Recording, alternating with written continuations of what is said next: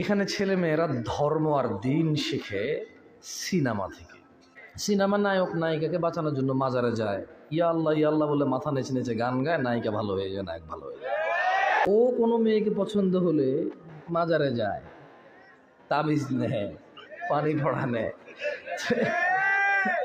এখন মানে এমন সমাজের এই চিকিৎসা আমি কিভাবে বলবো আমি জানি না। এখানে সিনেমায় দেখায় নায়কের গলার মধ্যে আল্লাহু লেখা, সিএনজি, অটোরিকশা, গাড়ি, বাস, ট্রাক উল্টে গেছে শুধু আল্লাহু লেখার কারণে বেঁচে গেছে, গলার মধ্যে ঝুলানোর কারণে। হ্যাঁ, এটা নিয়ে সে টয়লেটে যায়, স্ত্রী সহবাস করে, মহিলারা স্বামী সহবাস করে, মহিলাদের ঋতু হয়, বাট আল্লাহর কিতাব ঝুলানো থাকে, লটকানো থাকে। এখানে দেখা যায় সিনেমার নায়কদেরকে কেউ গুলি করছে, পরে দেখলো সে মরে নাই কেন, কারণ আল্লাহু লেখা তারপর তার ভিতরে ছিল যে পিতলের জায়গাটুকু, ওখানে এসে গুলি লাগছে। এখন পোলা পায়নি স্টাইল করে আল্লাহু লাগায় রাখে গলার মধ্যে। অজু নাই, নামাজ নাই, রোজা নাই, হজ নাই, জাকাত নাই, আদব নাই, আখলাক নাই, ইমান নাই, কিচ্ছু নাই, শুধু আল্লাহু লাগায় রাখছে। তো সমাজের যেখানে পরিস্থিতি এমন, এমন সমাজের চিকিৎসা আমি কিভাবে করব? হ্যাঁ, যেখানে বলে যে কোরআন বলে লা তাকরাবুজ জিনা, তোমরা জিনা করিও না, এটা বলে নাই, বলছে কাছেও যেও না। কি বলছে? কাছেও যেও না। এখন ও বলছে এটা স্বর্গ থেকে আসে প্রেম, মানে কোরআন বলতেছে যেটার কাছেও যেও না, ও বলে যেটা স্বর্গ থেকে আসে। যেখানে সমাজের ছেলে এবং মেয়ের বুদ্ধি এভাবে বিনাশ হয়েছে, লোপ পাইছে। পৃথিবীর দুর্লভ কিছু জিনিস জাদুঘরে পাওয়া যায়, আমাদের সমাজের মানুষের বিবেক বুদ্ধি জাদুঘরেও রাখা নাই, কোথাও নাই, এটা নাই। আর এটা কেন? কারণ কুকুরের গোশত খাওয়া হারাম প্রত্যেক মানুষ জানে এবং ঘৃণা করে, এটা এড়িয়ে চলে। সুদ খাওয়া হারাম, মদ খাওয়া হারাম, এটা প্রায় মানুষ গ্রহণ করে। শাশুড়ির কাছে ওই বউটা খুব খারাপ, যে বউ শ্বশুর শাশুড়ির খেদমত করে না, ওই বউটা খারাপ না যে নামাজ পড়ে না।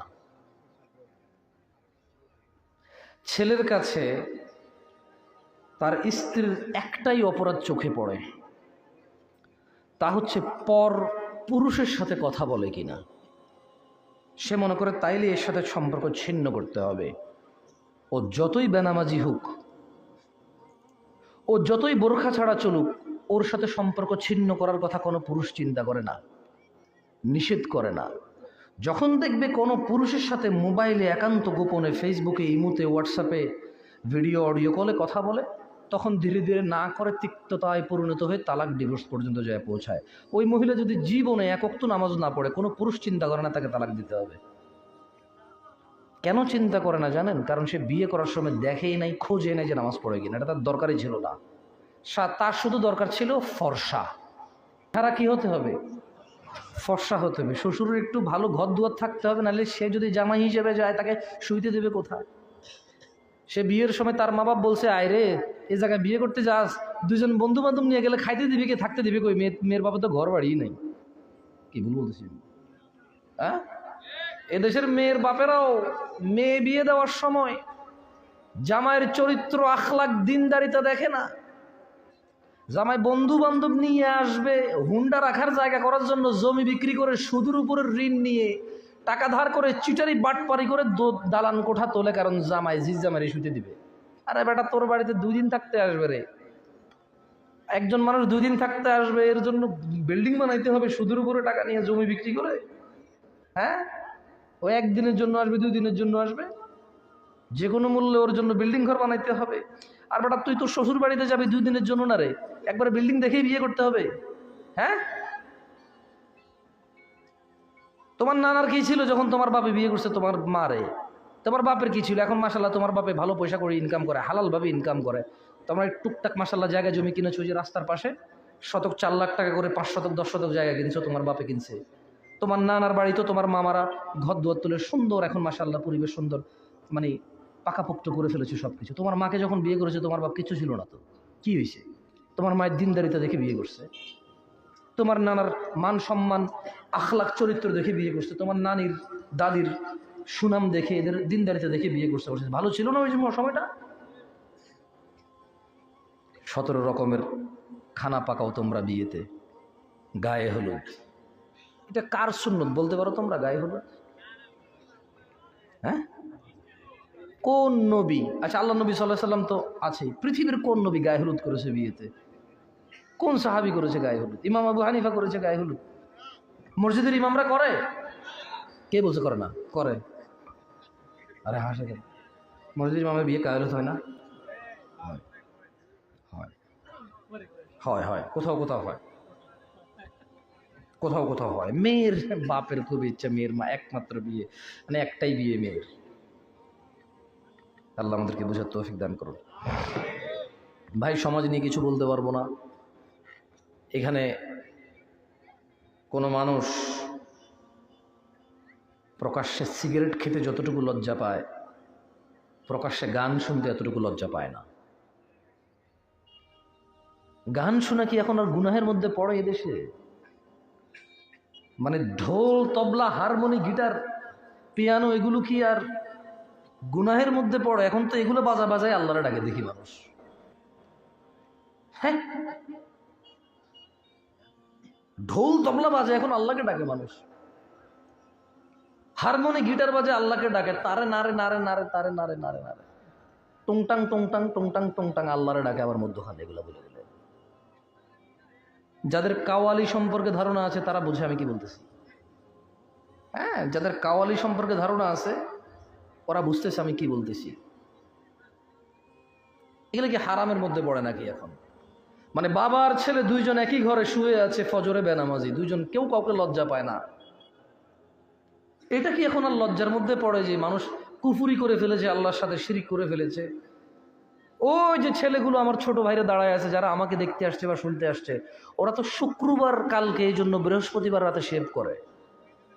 আল্লাহ রসুলের সুন্নাহ যেটা ফরজ, রাখা ফরজ, এটা ওরা ফেলে দেয়। কারণ কালকে জুমা, পৃথিবীর সর্বশ্রেষ্ঠ দিন। কালকে জুমা পৃথিবীর সর্বশ্রেষ্ঠ দিন, আল্লাহর কাছে সবচেয়ে উত্তম দিন জুমা, সপ্তাহের এই উত্তম দিনকে কেন্দ্র করে ওরা শেভ করে। কালকে জুমা, সবার বন্ধ থাকবে, এই উত্তম দিনকে কেন্দ্র করে এদের দেশের পরিচালকরা সিনেমা নাটক রিলিজ করে। এরা জুমার দিন, উত্তম দিন, আল্লাহ পছন্দ করে এই দিনে দুরূদ পড়া নবীর উপরে। রাসূল সাল্লাল্লাহু আলাইহি সাল্লাম বলেছেন তোমরা দুরূদ পড়ো এই দিনে, এই দিনে কিয়ামত হবে, এই দিনে পৃথিবী ধ্বংস হয়ে যাবে। কিয়ামত কবে হবে জানি না, তবে শুক্রবারে হবে, যেদিন হবে চূর্ণ বিচূর্ণ হয়ে যাবে এই পৃথিবী। ইযা যুলজিলাতিল আরদু জিলজালাহা, যেদিন পৃথিবী প্রবল কম্পনে প্রকম্পিত হবে। ওয়া আখরাজাতিল আরদু আথকালাহা, এবং পৃথিবী তার দায়ভার সব যেদিন বের করে দেবে। ওয়া ক্বালাল ইনসানু মা লাহা, মানুষ বলবে পৃথিবীর কি হয়েছে। ইয়াউমাইযিন তুহাদ্দিসু আখবারাহা, পৃথিবী নিজ বৃত্তান্ত বর্ণনা করবে সেদিন। আল কারিআ, মহাপ্রলয়। মাল কারিআ, মহাপ্রলয় কি? ওয়া মা আদরাকা মাল কারিআ, ও মুহাম্মদ সাল্লাল্লাহু আলাইহি সাল্লাম আপনাকে কিসে জানাবে যে মহাপ্রলয়টা কি? মানে এটা হচ্ছে জুমার দিন কিয়ামত হবে। ও এই জুমার দিনকে কেন্দ্র করে সিনেমা, নাটক, জেনা, ব্যভিচার, বান্ধবীকে নিয়ে পার্কে ঘুরতে যাওয়া, রাস্তায় নোংরাম করার জন্য বের হয়ে জুমার দিনকে কেন্দ্র করে, কারণ ওর বন্ধ আজকে। সারা রাত সিনেমা নাটক দেখে বৃহস্পতিবার, কেন? কালকে জুমা, কাজ নাই। এই হচ্ছে সমাজের সামাজিকতা। এখন এটা নিয়ে কিভাবে কি বলবো, মানে এটা মানে আউট অফ আন্ডার, মানে এটা বুঝে আসার বাইরে। এখানে যা কটা ছেলে আছে, যদি এদেরকে বলা হয় তুমি দাড়ি কেন কাটো, সে কোনো জবাব দিতে পারবে না। Why? It's make you smart. হ্যাঁ, দাড়ি কাটা তোমাকে স্মার্ট করে না।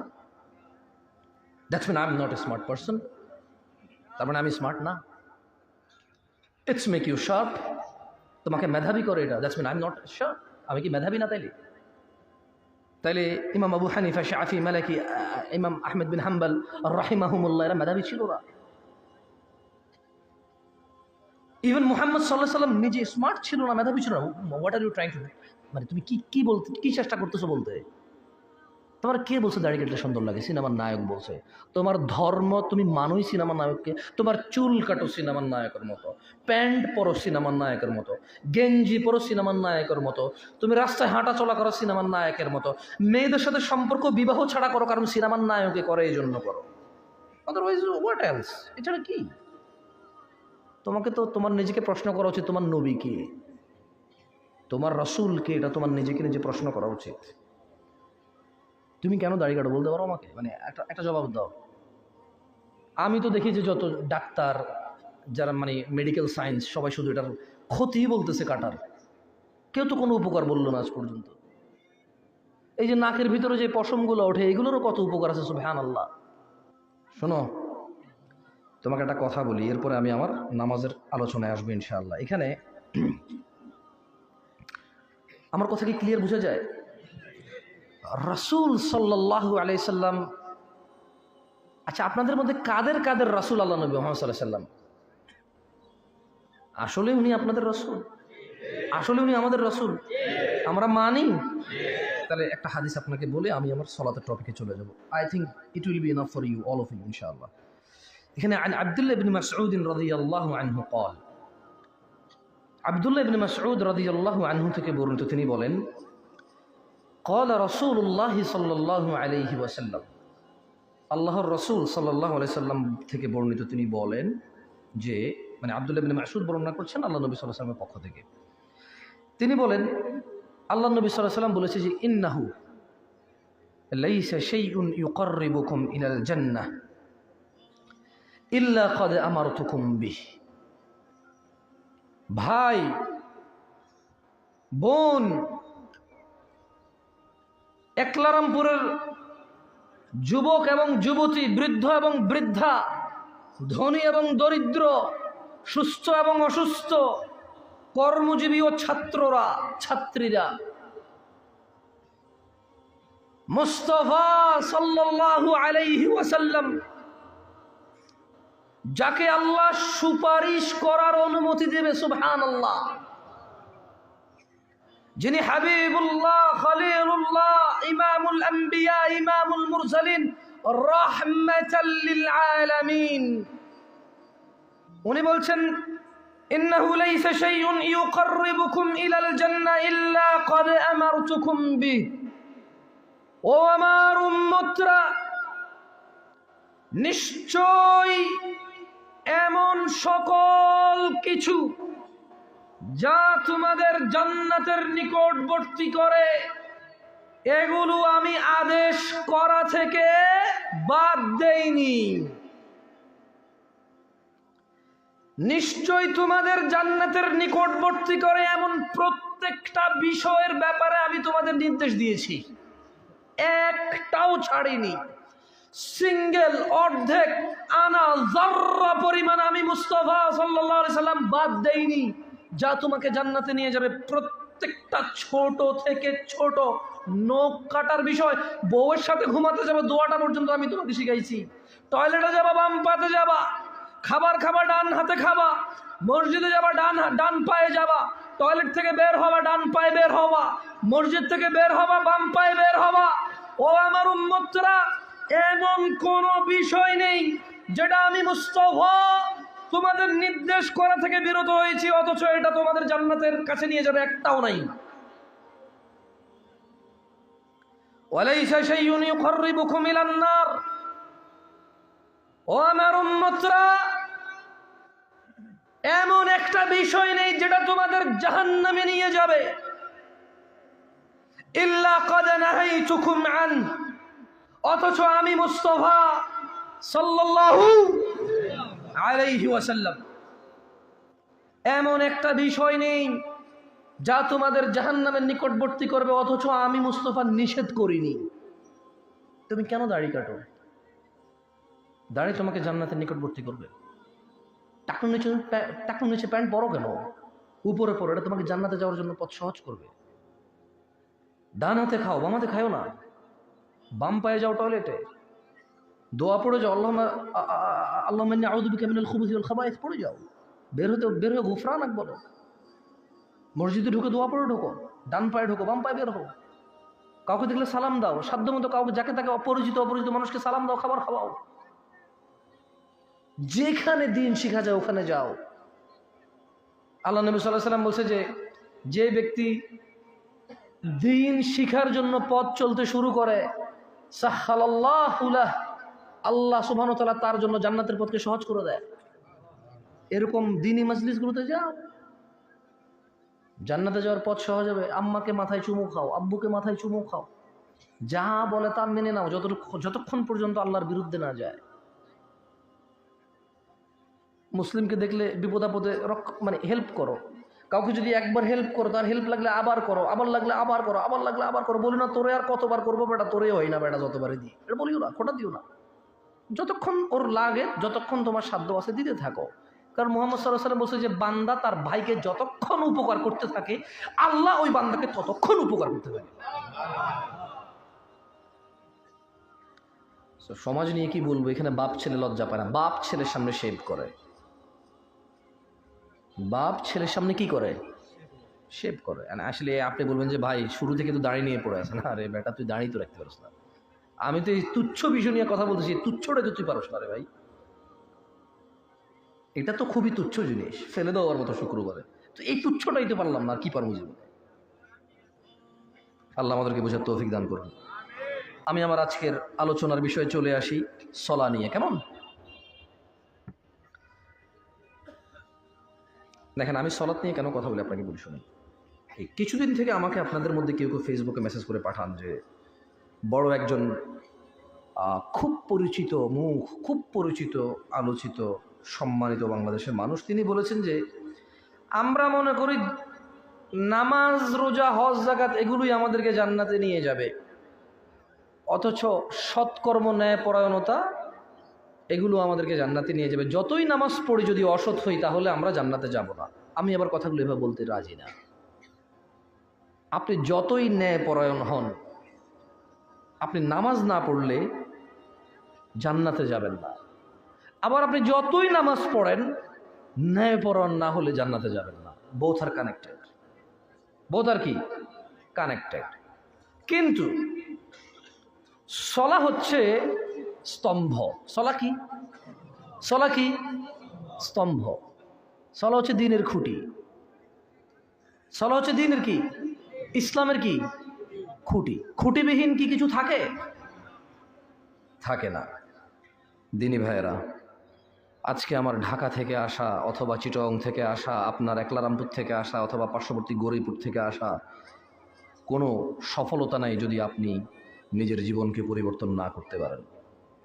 আর আমার এখানে এসে সময় ব্যয় করা, সময় দেওয়া কোনো সফলতা নেই যদি আমি আপনাকে কোরআন সুন্নাহ বাদ দিয়ে আপনি যা পছন্দ করেন ওখান থেকে কথা বলি, এতেও কোনো সফলতা নেই আমার সফলতা হচ্ছে আপনি যদি কিছু শুনে মেনে চলেন, এর নেকি আমার কাছে আসবে। আপনার সফলতা হচ্ছে আপনি যদি কিছু শুনে মেনে চলেন, আপনার জান্নাতের পথ সহজ হবে, আল্লাহর সন্তুষ্টি আসবে, আল্লাহ আপনার উপর সন্তুষ্ট হবে, এতে আপনার সফলতা। আমি আল্লাহর কাছে দোয়া করি আল্লাহ তাআলা আমাদের সবাইকে আজকের মাহফিল থেকে তিনি আমাদের কল্যাণ দান করুন, আমিন। এই বক্তাদের কথার যে ভুল ভ্রান্তি আছে, কথার ভুল, বক্তা শ্রোতার মধ্যে যে বুঝার ভুল আছে, আল্লাহ এগুলো থেকে আমাদেরকে আশ্রয় দিক, আমিন। আন আবি হুরায়রা রাদিয়াল্লাহু আনহু قال قال رسول الله صلى الله عليه وسلم كل امتي يدخلون الجنه আমার সব উম্মত জান্নাতে যাবে। সুবহানাল্লাহ। বলেন তো আল্লাহর নবীর কতজন উম্মত জান্নাতে যাবে? কে বলছে? কে বলছে? আমি কিন্তু ঠিক কিনে গেলে জিজ্ঞেস করি না মানুষকে। ওই দুই একটা কোরআন বা হাদিস বললে, কোরআনের আয়াত বা হাদিস বললে ওগুলো থেকে জিজ্ঞেস করি। আপনি মনোযোগ দিয়ে শুনলে জবাব দিতে পারবেন। ওখানে আসলে প্রুভ হয় আপনি মনোযোগী নাকি অমনোযোগী। এই যে মশার কামড় দাঁড়িয়ে আছে আমার ছোট ভাইরা, তোমরা ওটা মনোযোগ দিয়ে শুনে কেমন দেখো। আমি আবার বলি, আবু হুরায়রা রাদিয়াল্লাহু আনহু থেকে বর্ণিত। তাহলে বর্ণনা করছে কে? আচ্ছা, সে বলছে যে আল্লাহর নবী সাল্লাল্লাহু আলাইহি সাল্লাম বলেছে। তাহলে বর্ণনা করছে কে? জোরে বলবা, বর্ণনা করছে কে? বলছে কে? বলছে কে? রাসূল সাল্লাল্লাহু আলাইহি সাল্লাম। ছোট ভাই তোমরাও বলিও, যারা দাঁড়ায় আসো, কেমন তোমরাও বলিও। তো বলছে যে আল্লাহ নবী বলছে যে কুল্লু উম্মতি, বলো আমার সাথে বলো, কুল্লু উম্মতি, জোরে বলা লাগবে না, আস্তে বলো, চলো বলো, কুল্লু উম্মতি ইয়াদখুলুনাল জান্নাহ,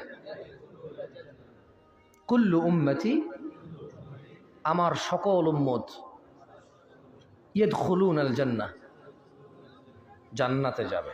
সুবহানাল্লাহ। ইল্লা মান আবা, আবা ছাড়া, আবা ব্যতীত আমার সকল উম্মত জান্নাতে যাবে। ক্বালু, তো সাহাবারা সবাই বললেন ওয়ামান ইয়াবা ইয়া রাসূলুল্লাহ, হে আল্লাহর রাসূল সাল্লাল্লাহু আলাইহি সাল্লাম, আবা কে? আচ্ছা বলেন তো, আপনারা কি জানেন আবা কি? কেউ জানেন আবা কি? জানেন? সাহাবারা সবাই বললেন ইয়া রাসূলুল্লাহ ওয়ামান ইয়াবা, আবা কে?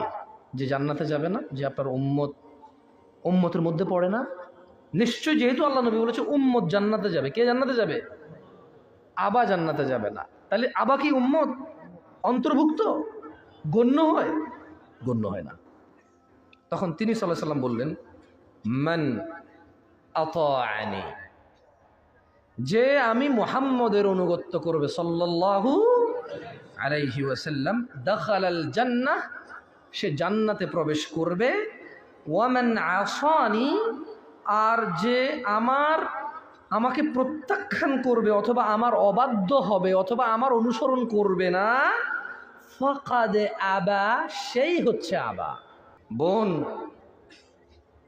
আমার কাছে বেশি ওয়াজ ছেলে মেয়ের আলাদা নাই। আপনার সতর আর পুরুষের সতরে কিছু পার্থক্য আছে। ঢাকাতে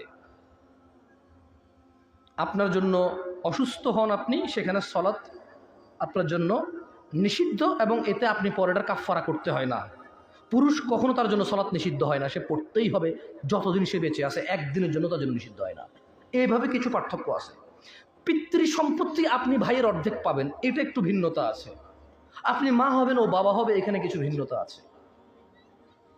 এছাড়া পৃথিবীতে যত আমল ইবাদত আছে পুরুষ মহিলার প্রায় সমান। রুজি রোজগারের জিম্মেদার পুরুষ, মহিলা না। রুজি রোজগারের জিম্মেদার কে? কে? কে? গার্মেন্টস কর্মী আমার ওই বোনরা যারা ঘুম থেকে ওঠে সকালবেলা লক্ষ লক্ষ পুরুষের সাথে ধাক্কাধাক্কি করে গার্মেন্টসে কাজ করতে যায়, ওদের কি বাবা নেই? ওদের কি ভাই নেই? কোন পুরুষের সাথে কি ওদের বিয়ে হয়নি? কুলাঙ্গার কি ওই ভাই না? কুলাঙ্গার কি ওই স্বামী না? কুলাঙ্গার কি ওই পুত্র না?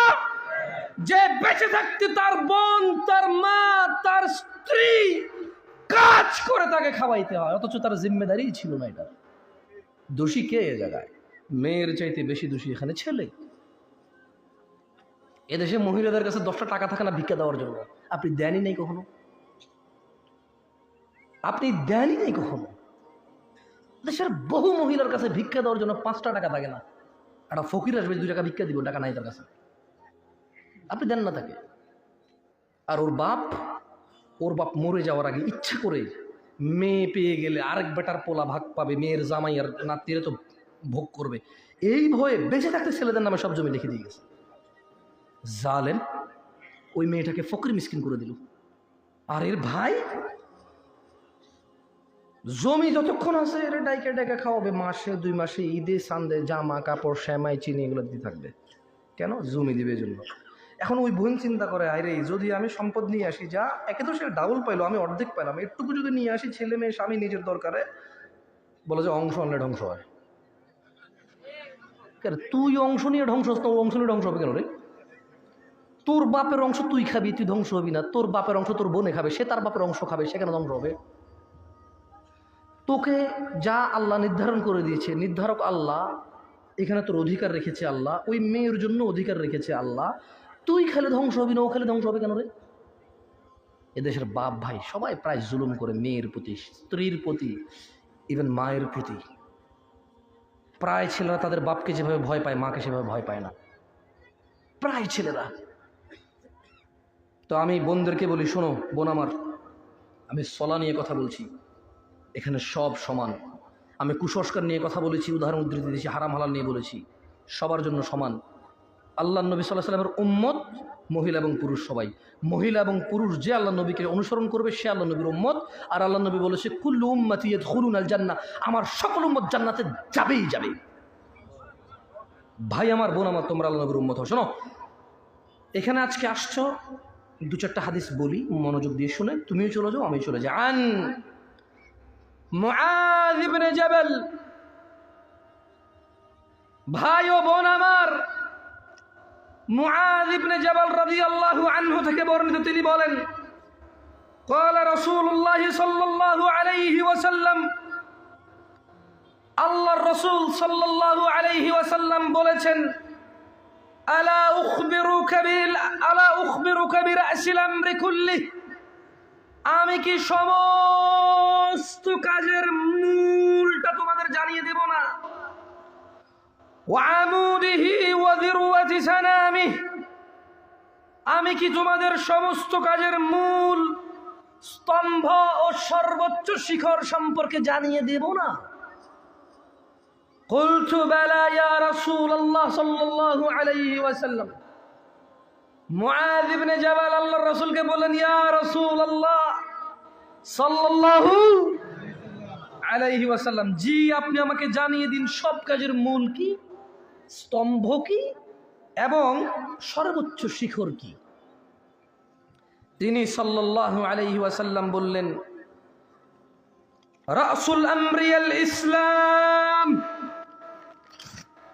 রাসুল আমরি আল ইসলাম, সমস্ত কাজের মূল হচ্ছে ইসলাম, সমস্ত কাজের মূল হচ্ছে ইসলাম। ওয়া আমুদুহুস সালাহ, এবং ওর খুঁটি স্তম্ভ হচ্ছে নামাজ। ওয়া যিরওয়াতু সানামিহিল জিহাদ, এবং সর্বোচ্চ শিখর হলো জিহাদ করা। সমস্ত কাজের মূল হচ্ছে ইসলাম। যত কাজ করবে সব কাজ নেকি বলে গণ্য হবে মুসলমানের, এবং এই সকল কাজ নেকি বললে গণ্য হওয়ার পর তা টিকে থাকবে, এটা হচ্ছে ইসলাম। সকল কাজে ইসলামের উপরে আসবে। মুসলমান যত ইবাদত করবে এটা হচ্ছে মুসলমান, ইসলাম। ওয়া আমুদুহুস সালাহ, এটা হচ্ছে সালাহ, আমুদ খুঁটি, যেটা পুরো ইসলামটাকে ধরে রাখে। একজন মানুষ মুসলমান অথচ তার সালাহ নাই, তাহলে তার ইসলামও নাই। খুঁটি নাই, ইসলাম নাই, ইসলাম নাই, কোনো কাজ নাই। যাকাত নাই, হজ নাই, সাদাকা নাই, দানশীলতা নাই। ও করেছে, ও হজে গিয়েছে, ও সাদাকা দিয়েছে, একটাও নেকি বলে গণ্য হবে না। কি নাই, কি নাই, কি নাই? সালাত নাই। আমি বলি সালাত মানে এই খুঁটি না থাকলে, এই খুঁটি না থাকলে ওর ইসলাম নাই। ও মরে গেলে কোনো কাজে আসবে না, ওর ইসলাম খুঁটিবিহীন। আসলে ও মনে করে এটা ইসলাম। সালাত যেহেতু নাই, ওর ধর্মও নাই, দ্বীনও নাই, ঈমানও নাই। ওর শিরক কি, কুফরি কি, ওর জীবনটাই বৃথা, ওর পুরো ইবাদতটাই বৃথা, কারণ ওর খুঁটি নাই। কেন? কারণ আন আবি হুরায়রা রাদিয়াল্লাহু আনহু, আবু হুরায়রা রাদিয়াল্লাহু আনহু থেকে বর্ণিত, তিনি বলেন, বোন আমার মনোযোগ দিয়ে শোনো, ভাই আমার, قال سمعت رسول الله صلى الله عليه وسلم, আবু হুরায়রা বলছে, আমি আল্লাহর রাসূল সাল্লাল্লাহু আলাইহি ওয়াসাল্লামকে বলতে শুনেছি, ইন্না আউওয়ালা মা ইউহাসাবু বিহিল আবদু ইয়াউমাল কিয়ামাতি মিন আমালিহিস সালাহ।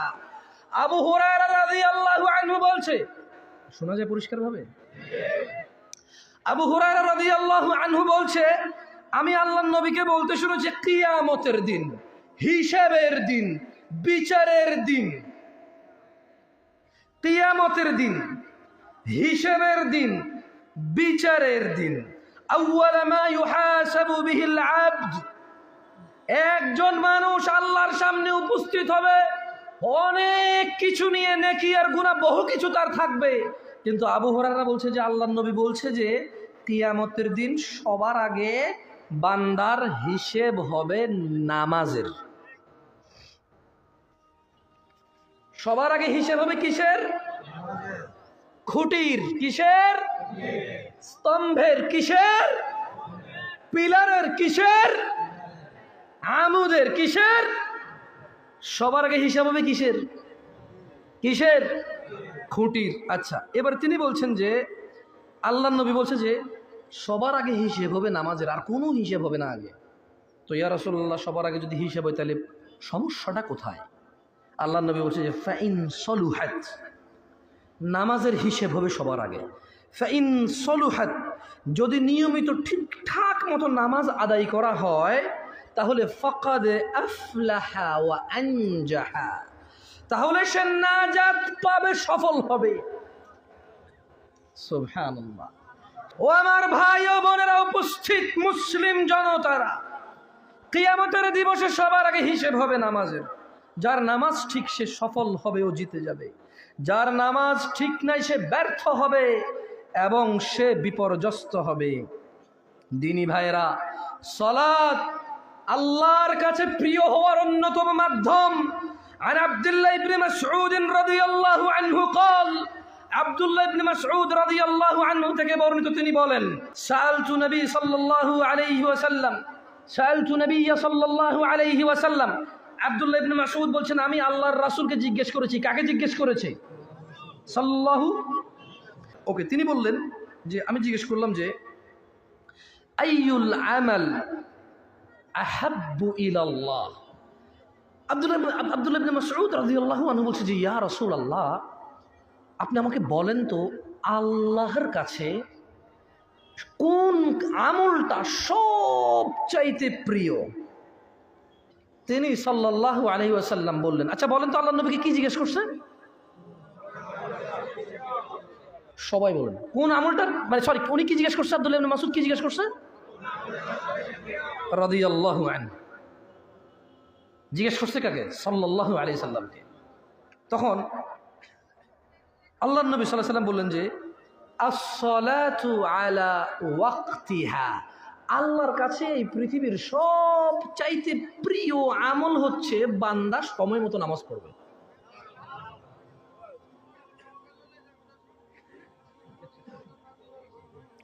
আব্দুল্লাহ ইবনে মাসউদ কি প্রশ্ন করেছে? আমি জিজ্ঞেস করলে বলিয়েন। আব্দুল্লাহ ইবনে মাসউদ রাদিয়াল্লাহু আনহু কি জিজ্ঞেস করছে? আল্লাহ রাসূল সাল্লাল্লাহু আলাইহি ওয়াসাল্লাম কি জবাব দিছে? আল্লাহ রাসূল সাল্লাল্লাহু আলাইহি ওয়াসাল্লাম কি জবাব দিয়েছে? বলেন তো সমস্ত কাজের মূল কি? একটু আগে হাদিস পড়েছি, ইসলাম। ভুলে গেছেন? সমস্ত কাজের মূল কি? আর ইসলামের খুঁটি কি? ইসলামের খুঁটি কি? যার সালাত ঠিক আছে সে কি হবে? যার সালাত ঠিক নাই তার কি হবে? আব্দুল্লাহ ইবনে মাসউদ রাদিয়াল্লাহু আনহু আল্লাহর নবীকে কি প্রশ্ন করেছিল? ভাই জবাব দেন ভাই। আল্লাহর নবী সাল্লাল্লাহু আলাইহি ওয়াসাল্লাম কি জবাব দিছে? ওয়াক্ত মতো। কথাটা ভুলিয়েন না, এখানে খুব গুরুত্বপূর্ণ বিষয়। কিন্তু আমাদের দেশে সালাত মসজিদেও ঠিকঠাক ওয়াক্ত অনেক সময় মেনটেন করে না অনেকে। একজন খতিব উঠছে খুতবায়, বলতেই আছে 1:30টার নামাজ 1:45 শুরু করেছে। আবার একজন আসছে 1:30টা 1:20 পড়াই ফেলছে, লাগে মারামারি। আরে ভাই আমি তো নামাজই পাই নাই, আমি জানি 1:30 বাজে নামাজ, আপনি 28 কেন বললেন? কারণ ও হচ্ছে রুকু ধরবে এসা। ও কি ধরবে এসা? রুকু ধরবে এসা। সাপ্তাহিক মুসল্লি। কি মুসল্লি? সাপ্তাহিক। ওর আবার গরম বেশি। আল্লাহ আমাদেরকে বুঝার তৌফিক দান করে। আমি আর 2-1টা হাদিস বলে চলে যাবো ইনশাআল্লাহ। ইমাম মুসলিম বর্ণনা করেছেন আন আবি হুরায়রা রাদিয়াল্লাহু আনহু। আচ্ছা শুনেন, আর একটা ছোট্ট হাদিস বলি। আমি 2টা হাদিস পড়ে আপনাদের থেকে বিদায় নেব ইনশাআল্লাহ। রাত অনেক হয়েছে, আসলে এত রাত পর্যন্ত মাহফিল আশা করি আজকে অনেক কমই হয়েছে। এখানে অনেক সময় আমার 11টা বাজিয়ে দেয় ভাই। মাশাআল্লাহ, এই আয়োজকরা দেখলাম যে 10টা বাজে দিবে বলছে, 10টা বাজে নিয়ে আসছে। আমি খুব খুশি এদের প্রতি, আলহামদুলিল্লাহ। দেরি করে নাই, কারণ অনেকে অনেক দূর দূরান্ত থেকে আসে, আসলে দেরি করা অনেকজন ঠিক না। যাই হোক, আমার সাথে একটা হাদিস পড়ে আপনারা বিদায় নিয়ে নেন। 2টা হাদিস পড়াবো, 2টা হাদিস নিয়ে এখান থেকে চলে যান। আর ভাই বিদায় দিই নাই তো? হ্যালো, না সমস্যা না, যাক মাইকের আওয়াজ যাবে ইনশাল্লাহ। আপনারা চাইলে উঠে যেতে পারেন, কোনো সমস্যা নেই। আমি জীবনও যারা উঠে যায় ওদেরকে শয়তান বলি না। কেন ভাই, আমি আসছি 10টা বাজে, উনি হয়তো 9টা বাজে আসছে, হয়তো উনি 8টা বাজে আসছে, ওনার হয়তো কোমরে ব্যথা, হাতে ব্যথা, পায়ে ব্যথা, বা হাজতের তো প্রয়োজন হতে পারে না? আর এই যে মাইকের আওয়াজ মনোযোগ দিয়ে শুনলেই হইলো না? একবার আমার সামনে বসে থাকতে হবে, জরুরি নাকি? এই পৃথিবী থেকে কত নবী রাসূল, কত নবী চলে গেছে, 2-4 জন উম্মত নিয়ে যেতে পারে না, কিয়ামত উঠবে কেউ খালি। সুবহানাল্লাহ। এটা আল্লাহর প্রশংসা যে আমরা কথা বলতে আসি, 2-1 জন মানুষ শুনতে আসে, আলহামদুলিল্লাহ। এটা আল্লাহর নিয়ামত। পৃথিবীর বহু নবীদেরও এই সৌভাগ্য হয় নাই। লা ইলাহা ইল্লাল্লাহ। জাবের রাদিয়াল্লাহু আনহু থেকে বর্ণিত, তিনি বলেন যে আমি জাবের আল্লাহর নবী সাল্লাল্লাহু আলাইহি সাল্লামকে নিজে শুনছি যে আল্লাহ নবী বলতেছে। কে বলতেছে? সাল্লাল্লাহু আলাইহি সাল্লাম বলছে যে আল্লাহ নবী বলতেছে যে এ জাবের শোনো, এই একজন ব্যক্তি আর এই যে শিরকি কাজ, কুফুরি কাজ, এটার মধ্যে পার্থক্য হচ্ছে, বুঝছো, নামাজ। মানে জাবের আমার উম্মতের মধ্যে যেটা নামাজ পড়ে ওটা কাফের মুশরিক না। তার মানে নামাজ ত্যাগ করা কিন্তু শুধু গুনাহ না, এটা কুফরি এবং শিরকি গুনাহ। আল্লাহ আমাদেরকে বোঝার তৌফিক দান করুন।